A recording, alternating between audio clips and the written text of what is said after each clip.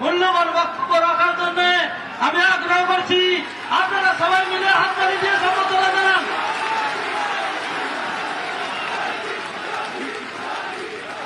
भारत माता की, भारत माता की, भारत माता की, वंदे वंदे वंदे।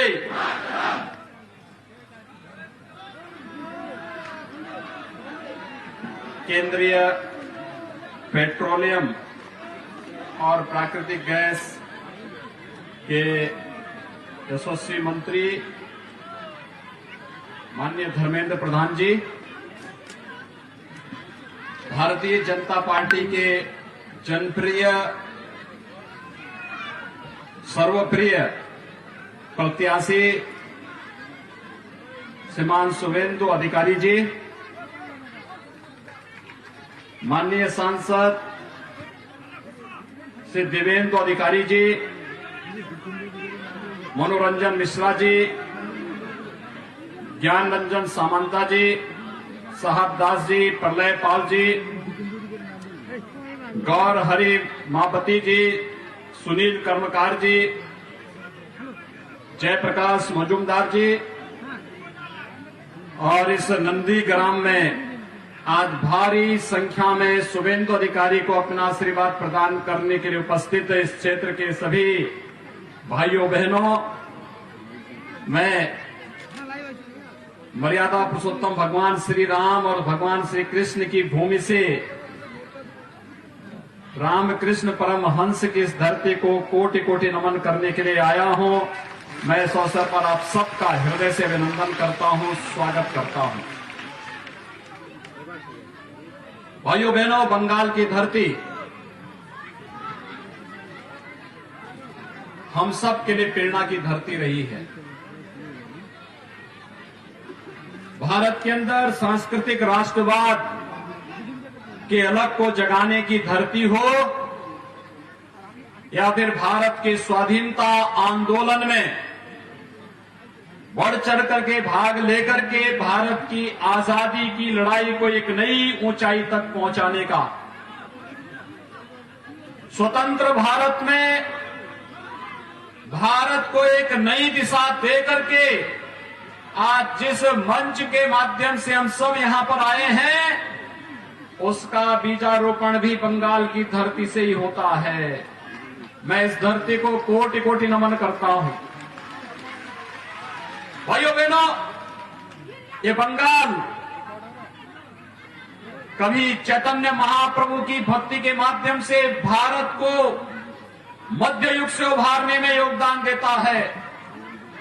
रामकृष्ण परमहंस की साधना से पवित्र हुई धरती और स्वामी विवेकानंद को इसी धरती ने वैश्विक मंच पर पहुंचा करके इस बात का उद्घोष कराया था कि गर्व से कहो हम सब हिंदू हैं। इस स्वामी विवेकानंद का यह उद्घोष आज भी पूरे भारत को एकता के सूत्र में जोड़ने का उद्घोष है। यह धरती गुरु देव रविंद्रनाथ टैगोर की धरती है,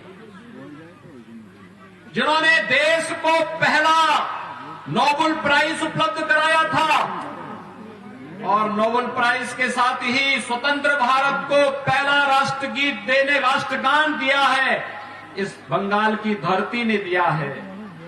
और भारत की स्वाधीनता आंदोलन का अमर गीत वंदे मातरम भी बंगाल ने दिया है। बंकिम चंद्र चट्टोपाध्याय के द्वारा दिया गया यह अमर गीत वंदे मातरम स्वतंत्र भारत का राष्ट्रगीत बन गया, हम सबको एक नई प्रेरणा आज भी दे रहा है। भाइयों बहनों, नेताजी सुभाष चंद्र बोस का यह अमर उद्घोष, तुम मुझे खून दो मैं तुम्हें आजादी दूंगा, कौन भारतीय विस्मृत कर सकता है। ये बंगाल की धरती है, प्रेरणा की धरती रही है। ये बंगाल की धरती ने स्वामी प्रणवानंद को जन्म दिया। ये बंगाल की धरती है जिसने डॉक्टर श्यामा प्रसाद मुखर्जी को जन्म देकर के स्वतंत्र भारत में कांग्रेस की इन कुटिल नीतियों को सफल नहीं होने दिया था। जो 1952 में डॉक्टर श्यामा प्रसाद मुखर्जी ने एक सपना देखा था कि एक भारत में 2 प्रधान, दो विधान दो निशान नहीं चलेंगे, नहीं चलेंगे। डॉक्टर श्यामा प्रसाद मुखर्जी के सपने को साकार किया है इस देश के वर्तमान यशस्वी प्रधानमंत्री नरेंद्र मोदी जी ने, जब कश्मीर में धारा 370 समाप्त करके एक भारत श्रेष्ठ भारत की परिकल्पना को साकार किया है।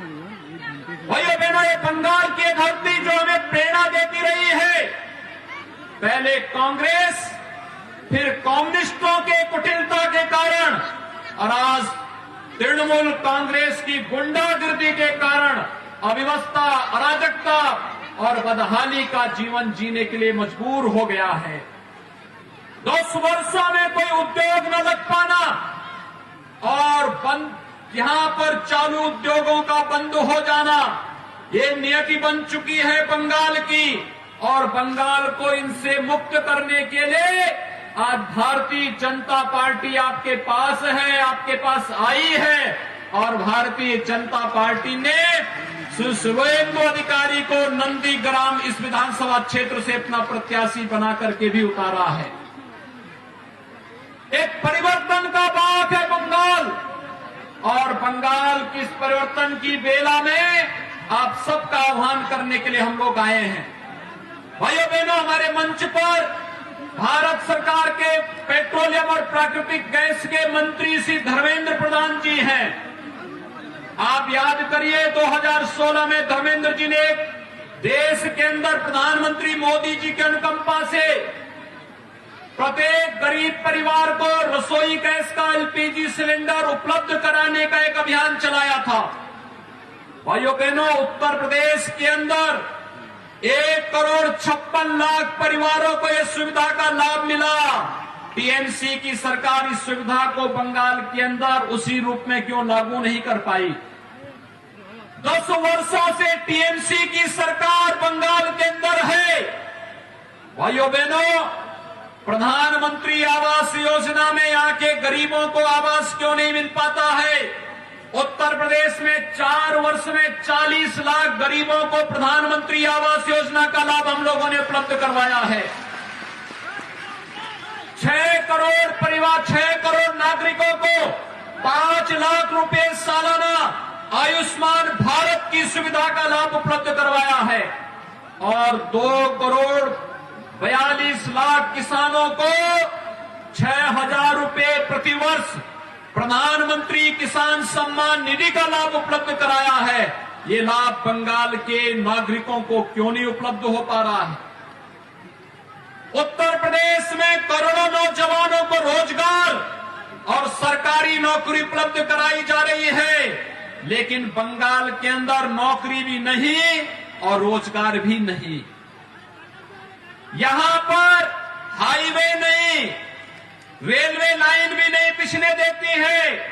AIIMS, IIM, IIT, medical colleges की श्रृंखला नहीं खड़ी हो सकती, क्योंकि दीदी का तो इसमें कोई विश्वास ही नहीं है।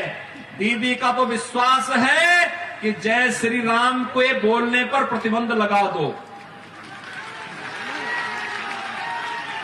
उत्तर प्रदेश में 4 वर्ष के दौरान हम 30 गवर्नमेंट मेडिकल कॉलेज खोल रहे हैं और 2 नए एम्स की स्थापना उत्तर प्रदेश के अंदर इस दौरान हुई है। भाइयों बहनों, 10 वर्षों का हिसाब आपको भी दीदी से पूछना चाहिए, दीदी से बोलना चाहिए कि ममता दीदी ये तो बताओ कि बंगाल के अंदर बंगाल की पहचान है मां कालीबाड़ी। मां काली की पूजा हम सब करते हैं।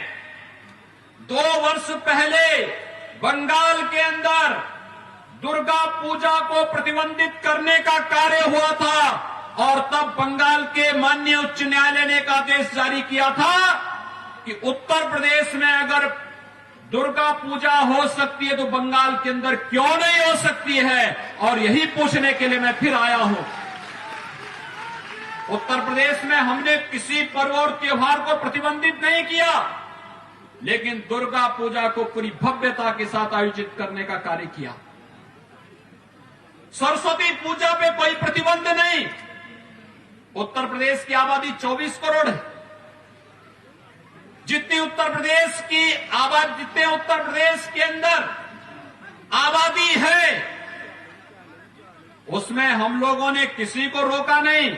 आप त्योहार मनाइए, दुर्गा पूजा भी करिए, सरस्वती पूजा भी करिए, कावड़ यात्रा भी निकालिए, रामलीलाओं का आयोजन भी करिए, रोजगार और नौकरी भी देंगे, किसान सम्मान निधि भी देंगे, हर गरीब को मकान भी देंगे, हर गरीब को शौचालय भी देंगे, हाईवे बनेगा, रेलवे बनेगा, एयरपोर्ट बनेगा, एम्स बन रहा है, आईआईटी बन रहे हैं, एआईएम बन रहे हैं, मेडिकल कॉलेजेस की श्रृंखला खड़ी हो रही है। आखिर ये सब बंगाल के अंदर क्यों नहीं हो सकते? भाइयों बहनों, प्रश्न एक ही है और वह उस प्रश्न का उत्तर आज ममता दीदी से बंगाल की जनता को पूछना ही चाहिए। मैं अभिनंदन करूंगा शुभेंदु अधिकारी का, जिन्होंने साहस दिखाया है और उन्होंने भारतीय जनता पार्टी के समर्थन में आकर के आज उन्होंने बंगाल के हित के लिए अंगड़ाई ली है।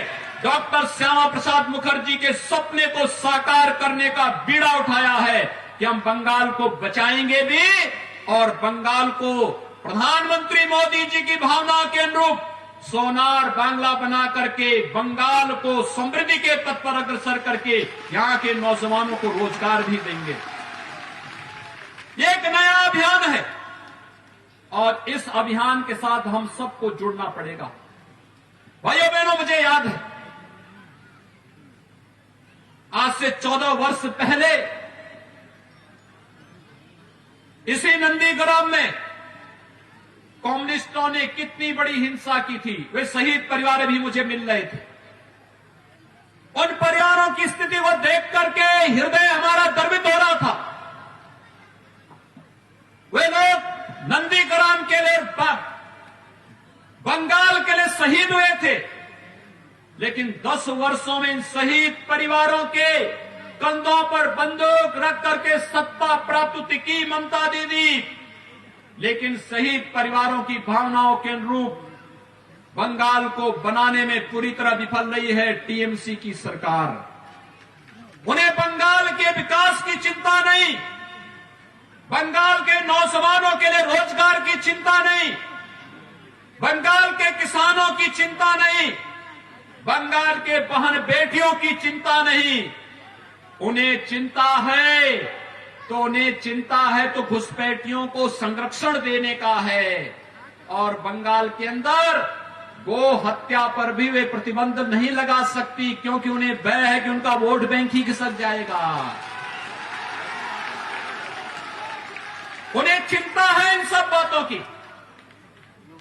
कहां है बंगाल की धरती जिसने मध्य युग में चैतन्य महाप्रभु की वैष्णव भक्ति से पूरे बंगाल के साथ ही उड़ीसा को और उत्तर भारत को अपने में समाहित कर दिया था? कहां ये बंगाल, जिस बंगाल ने स्वामी विवेकानंद को पैदा करके पूरी दुनिया के अंदर भारत की सनातन वैदिक संस्कृति का डंका बजाया था? और यही बंगाल, जब हम सिंगापुर में जाते हैं, जब हम भारत के सुदूर अंडमान निकोबार द्वीप समूह में जाते हैं, वहां भी आज हमारी कानों में एक ही आवाज सुनाई देती है। वो आवाज होती है नेताजी सुभाष चंद्र बोस की कि तुम मुझे खून दो, मैं तुम्हें आजादी दूंगा। ये बंगाल की आवाज जो भारत के अंदर कभी भक्ति आंदोलन का कारण बनी थी, कभी देश के स्वाधीनता का आंदोलन बनी थी, कभी कश्मीर को बचाने की आवाज बनी थी, आज वो बंगाल की आवाज को टीएमसी ने बंगाल के अंदर ही दफन करने का काम किया है। और उसको उभारने के लिए शुभेंदु अधिकारी जैसे युवाओं ने अंगड़ाई ली है। और इसलिए भाइयों बहनों, हम सबको इस अभियान के साथ जुड़ना होगा। प्रधानमंत्री मोदी जी के नेतृत्व में एक भारत श्रेष्ठ भारत बनने की ओर भारत तेजी के साथ आगे बढ़ा है। याद करिए, राम मंदिर आंदोलन में आपके बंगाल के नौजवानों ने बढ़ चढ़ करके भाग लिया था। कोठारी बंधु बंगाल में ही पैदा हुए थे, जो राम मंदिर आंदोलन में अपने आप को शहीद किए थे। और कोठारी बंधुओं की शहादत का स्मारक आज भी अयोध्या में है। आज कोठारी बंधुओं की उन भावनाओं को, उनके सपनों का अयोध्या में भगवान राम का भव्य मंदिर निर्माण का कार्य प्रधानमंत्री मोदी जी के कर कमलों से प्रारंभ हो चुका है। भाइयों बहनों, 500 वर्षों का एक लंबा संघर्षों का इतिहास है अयोध्या में राम मंदिर का। राम भारत की श्वास श्वास में बसे हैं। भारत के अंदर स्वयं नारायण के अवतार हैं भगवान राम, भगवान विष्णु के अवतार हैं भगवान राम। राम भारत की मर्यादा है, भारत की संस्कृति है, भारत की संप्रभुता है। भारत के अंदर हर व्यक्ति, हर नागरिक राम के साथ जुड़ करके गौरव की अनुभूति महसूस करता है। लेकिन राम का विरोध ममता दीदी बंगाल की धरती पर करती है। कहती है जय श्री राम का नारा मत लगाओ। क्या आप लोग ममता दीदी की भावनाओं से सहमत हैं?